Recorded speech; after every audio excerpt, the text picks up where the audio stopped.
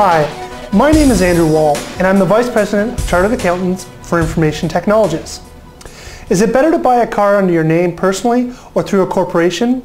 And is it better to lease or to borrow money to acquire a vehicle? These are two of the most common questions we hear all the time here at CA4IT when it comes to buying a car. So if you're among those who are wondering what the answer to those questions might be, let me help you out. First, let's address the question about whether it's best to lease or to buy. While most people believe this to be an accounting question, there are other factors that have a greater impact on your decision. Like, for example, do you want a brand new car, or would you be happy with a car that's a few years old? And what are the current finance and lease rates?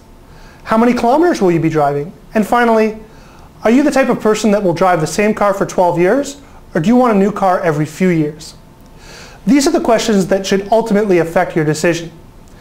With regards to the tax deduction, there are two methods for calculating the automobile expense. One, mileage, and two, actual expenses. In most situations, the mileage usually nets a higher deduction. If you use the mileage rate, the deduction is the exact same whether you lease or buy. However, if you have an expensive lease or simply don't drive much, then using the actual expenses may result in a greater deduction. So let's evaluate the differences in deductions if you use the actual method.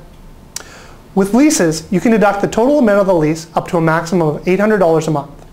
With a purchase, you can deduct a percentage of the purchase price of the vehicle each year due to the vehicle's depreciation in value.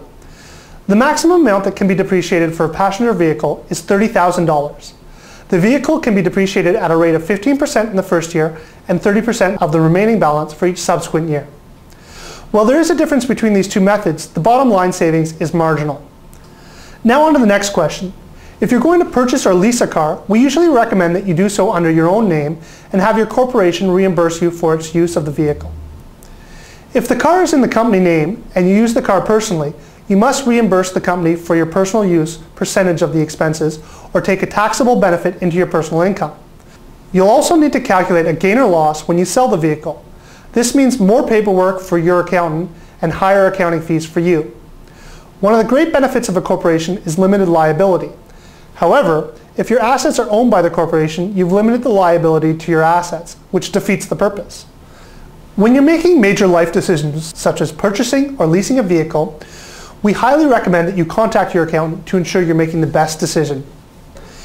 If you have any questions about automobile expenses or are considering the lease or purchase of a new car, please feel free to contact me directly so we can discuss your particular situation and assist you in making the right decision for you. I'm Andrew Wall, and I look forward to meeting you personally.